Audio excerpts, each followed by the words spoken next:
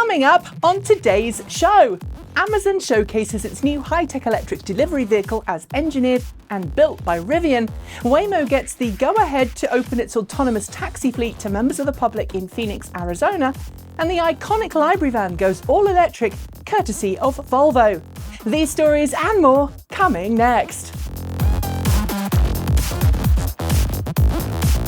Welcome back to another week in the world of cleaner, greener, safer and smarter transportation.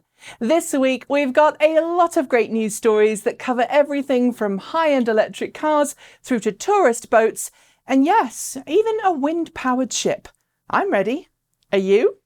The show is sponsored by the Electric Auto Association. Join them today and help the switch from fossil fuels to electric by going to electricauto.org. We start today's show with some great news. The fact that, despite COVID-19, interest in electric vehicles is continuing to soar. According to a study released by Ipsos this week, consumers all around the world are paying more attention to electric vehicles than ever before, but that interest is particularly strong in China and the US. To back this data up, newly released sales figures from a wide swathe of different automakers shows that, save for brand new internal combustion engine models that were introduced to the market at the tail end of last year, electric vehicle sales are the only automotive sales that are increasing year on year, while internal combustion engine vehicles as a whole are slumping. The reasons for this are all pretty complex, but we did make a video on the topic that you can watch on this channel.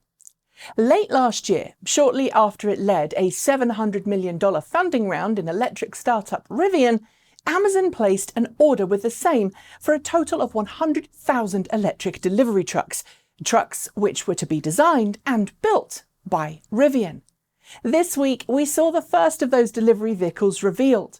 With large, round, eye-like headlights and the Amazon logo acting as a nose, the truck is far less boxy than your average delivery vehicle.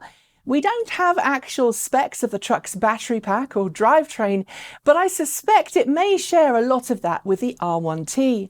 Technology-wise, there's Amazon Alexa integration for hands-free route and delivery information, as well as an all-round camera system, highway and traffic driver assistance technologies, and plenty of storage in the rear. We'll see these roll out on a street near you in the coming months. Audi has been busy this week teasing footage and audio of its upcoming e-Tron GT. First debuted more than a year ago as a concept vehicle, the e-Tron GT actually shares a platform with the Porsche Taycan, and as such, we can expect some serious performance and beefy charging capabilities when it finally comes to market. This week, however, Audi wanted to focus less on the car's performance, or the fact that it's now beginning production of the same, but rather the sound that the e-Tron GT will have when it launches. Yep. That's right. In order to comply with noisemaker regulations around the world at low speed, most automakers have gone out and out into sound design, and the e-Tron GT is no exception. Its sound? Typically futuristic, but with enough differentiation from other EVs that those with a keen ear won't mistake it for something that's a lot cheaper. And no, we don't have a price yet, but I can tell you it won't be cheap. When Tesla finishes construction of its GigaBerlin next year, it will almost immediately begin producing European-spec Tesla Model Ys there. But as confirmed by Elon Musk this week, the Model Y being made in Berlin will, for a while at least, be different to the ones being produced elsewhere in the world. That's because GigaBerlin will be the first Tesla factory to build Model Ys with a new structural battery pack made of 4680 cells that we heard about a few weeks ago during Tesla's Battery Investor Day. Additionally, German-built Model Ys will feature single-piece front and rear castings. In a tweet explaining the change, Musk said that the battery pack will be, quote, a bonded structure with cells providing shear transfer between steel upper and lower face sheets. Once GigaBerlin has proven the technology, Giga Shanghai and Tesla's Fremont facility will switch to making vehicles on the same design. Mercedes-Benz has been eagerly showcasing its upcoming lineup of all-electric EQ family for vehicles this week, pushing new footage of the EQS undergoing final testing alongside two new models, the EQE and the EQS SUV. The EQS, due to go on sale around the world next year after the launch of the compact EQA electric crossover, is expected to be something of a flagship for the brand, but given its expected high sticker price, I don't anticipate it cross-shopping much right now. It will be followed to market by the EQS SUV, an SUV variant of the EQS, as well as the EQB compact crossover and two E-Class based EVs, the EQE and EQE SUV. It's great to see these vehicles out and about testing, even if they are camouflaged, but given some of the challenges Mercedes-Benz had getting the EQC produced in large volumes, well, I hope those things are solved before these new models go on sale. The Polestar 2 electric car has received its official EPA range rating this week, as has its sibling, the Volvo XC40 Recharge. Built on the same underpinnings as each other, the Volvo XC40 Recharge manages a 208-mile, 335-kilometre EPA range from its 78 kWh battery pack. That's significantly lower than the 233 miles, or 375 kilometres EPA range given to the Polestar 2. Why are these two cars so different in their range figures when they're based on the same underlying platform? Well, that's pretty easy.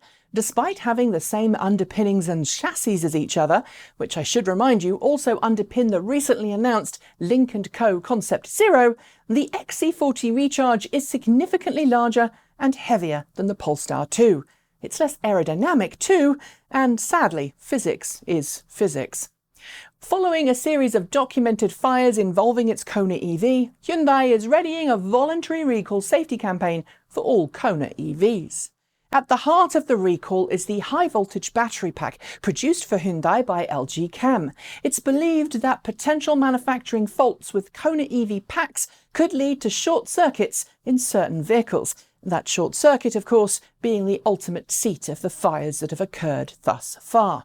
It's believed that some 25,564 Kona EVs built in the last 3 years will be recalled. Remedial work will be covered free of charge and will involve a software update to the car's battery management system, as well as a thorough inspection of each battery pack. If required, faulty packs will be replaced free of charge.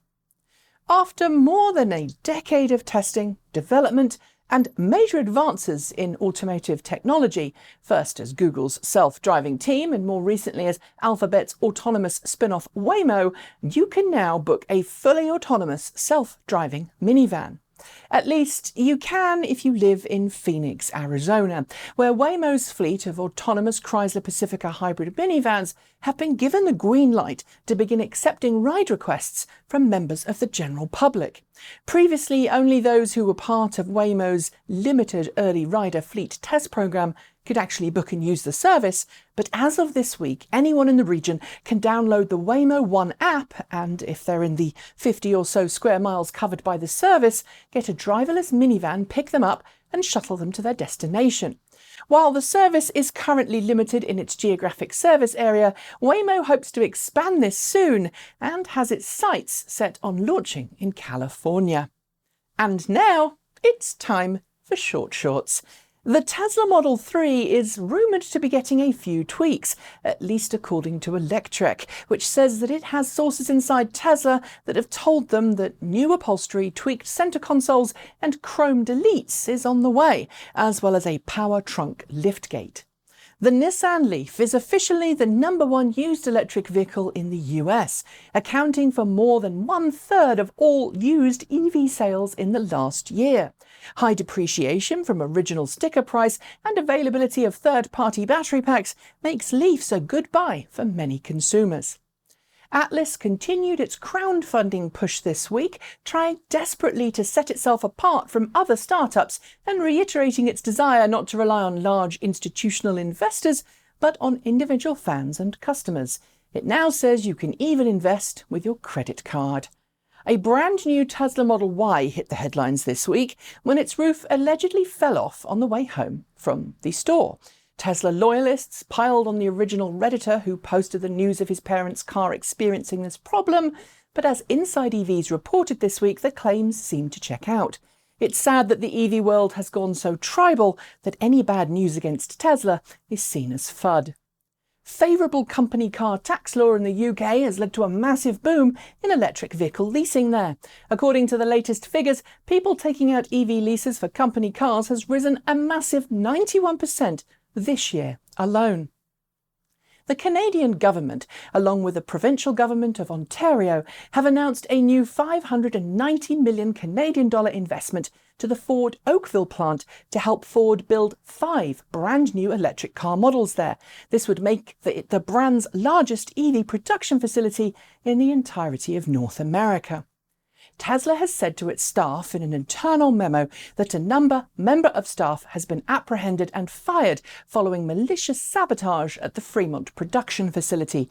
Tesla said the staff member in question confessed to their problems and has been fired. No further action has been taken yet. 2 all-electric tour boats have officially launched at the world-famous Niagara Falls.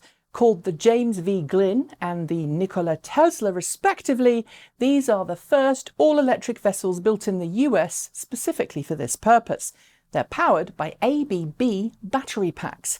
While it still lists a press department on its website, Tesla is rumoured to be in the process of completely disbanding its traditional US-based press team. Given that emails from many of our media contacts have gone unanswered for many months, we're not surprised.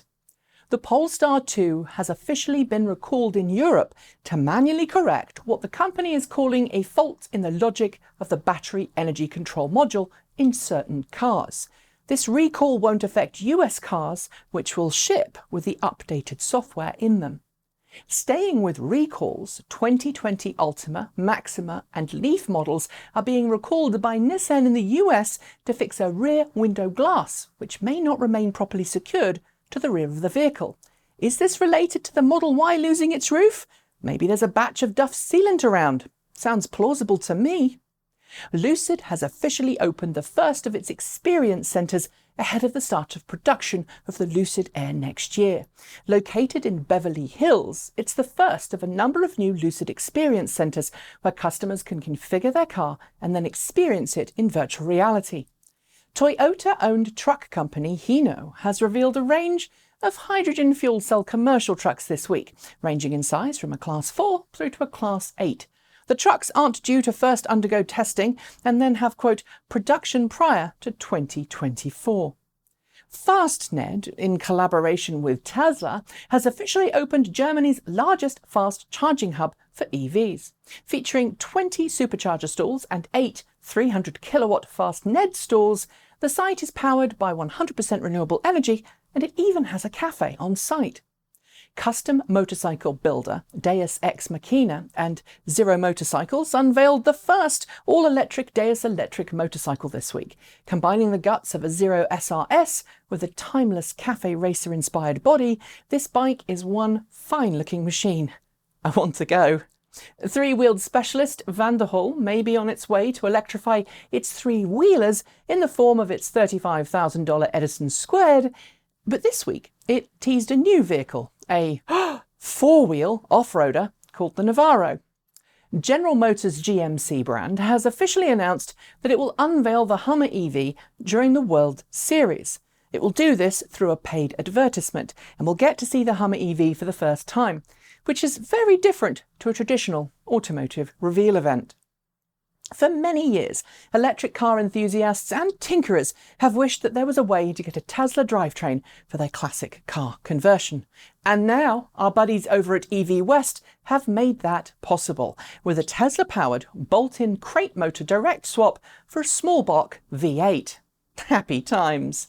Israeli firm Electreon, along with road construction firm Eurovia, have announced their intent to embed wireless charging technologies in new road projects in Germany, France and Belgium. Details are sparse right now, but if successful, this could be very interesting indeed. Swedish firm WalleniusMarine has revealed what it says is a world first, a concept for an ocean-going car carrier powered by nothing but the wind. Called the Ocean Bird, it uses a modern construction technique, and a scale test is being planned very shortly. And those are your short shorts. There will be more next week. As you probably know by now, I am a total classic car nut, I used to own 2 Morris Minors, which is how Kate Walden-Elliott and I became good friends. That's what she's trying to convert to electric, and come to think of it, it's how we ended up making silly YouTube videos together. So it's no surprise that when RBW Electric Classic Cars caught my attention with its all-new electric Roadster and GT, based on the classic MGB, I had to take a look.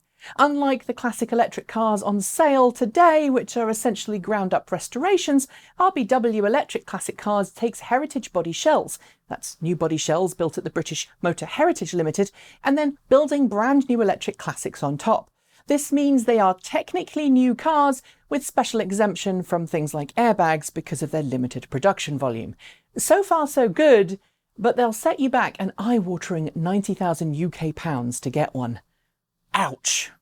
And finally, the humble library van, or mobile library, or library bus, is an essential part of life for many communities around the world. While they're not so common in busy inner cities, they are a virtual lifeline for those living further out. And this week, Volvo unveiled 2 all-new electric library buses entering into service in Sweden, combining the awesomeness of knowledge-giving books with the beauty of zero-emission transport. Each bus has been given a lovingly crafted custom paint job, and frankly, these are amazing. And I wish every region had them. As someone who relied on the library van as a child in rural East Anglia, we didn't have a car. This story made me burst into happy tears when I found out about it because, well, it's so wholesome. And without my library van of my youth, I don't think I'd be doing what I am today. So here's to many more. And on that amazingly happy memory, we are done for today. But before I go, I want to thank the Electric Auto Association for sponsoring today's news show. They've been advocating for electric vehicles since 1967, and they firmly believe that our future depends on us making the switch to clean, green electric cars today. You can find out how to join, how to become a local EV educator, where to attend local monthly meetups, or just find EV owners to talk about making your own switch to electric with by going to electricauto.org.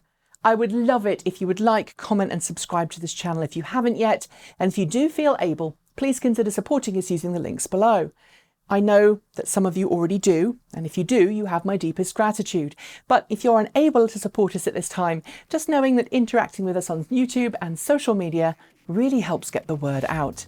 Don't forget to check out our new merch store over at Redbubble, and keep your eyes peeled for a bit of a collaborative community art project that we're thinking about launching very soon.